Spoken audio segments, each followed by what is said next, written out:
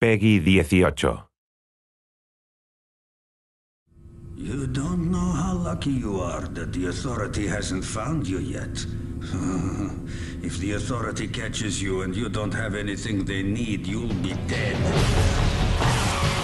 Rage is a first-person shooter foremost, but it's definitely got an adventure kind of exploration aspect. And it's not an RPG, but it's got that flavor and that feeling, and it's just much more in-depth than you'll ever get out of a normal first-person shooter. You know, you can kind of involve your mind in more than just your trigger finger.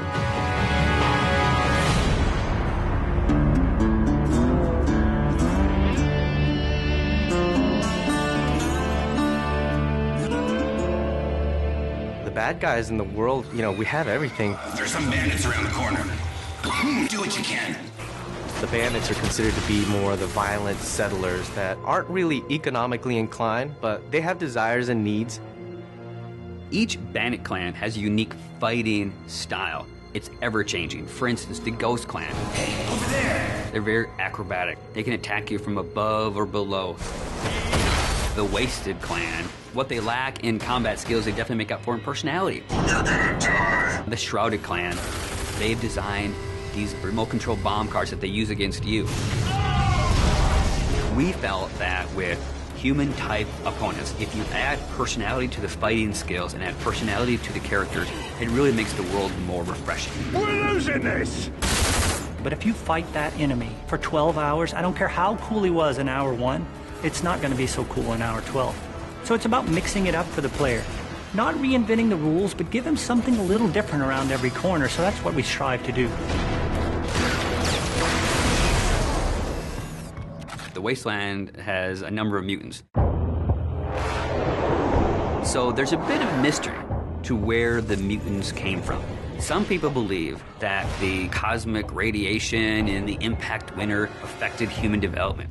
But some people believe that the Authority were conducting experiments on humans, and the failures were, of course, the mutants. Then, of course, there's the Authority. You don't really get to understand or know what they're about until later in the game, and they've kind of twisted this new reality to be what it is that the player will eventually find out as he gets to the end of the game. These guys are battle-hardened military badasses. They have full body armor. They can coordinate with other squads. They have heavy weapons. When you go from fighting mutants with sticks to bandits with pistols to facing off against the Authority, it's a different experience. These guys are tough, and they mean business.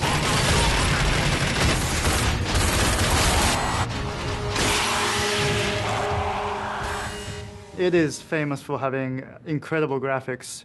So I wanted to have this real combat feel to it. Remember, to be of use to us, you must be able to move around freely. We decided to kind of make animations using motion capture. In Rage, we have upwards of 6,000 animations that have been created. One type of character may have 300, 400, 500 animations that go with them. By applying those animations, the character is starting to look a lot more interesting. You also look interesting. When you're actually in combat with an AI, they have multiple layers themselves. When you shoot at the enemy, they'll actually react to the shot. So they'll freak out and they get into this scramble mode where he's running around trying to save his life and then dive into cover. And this is not really scripted, it's just based on what you've done to the enemy, which will change the AI state, and then they will play these different state of animations. And you can interact with them at the time they're doing that, so it's not like they're just stuck in that particular animation. You can shoot them and kill them, and everything happens as you would expect. And all these things work seamlessly together to really make our AI stand out and feel like they're part of the world in a way that you haven't seen in a first-person shooter before. Well, enough with all that.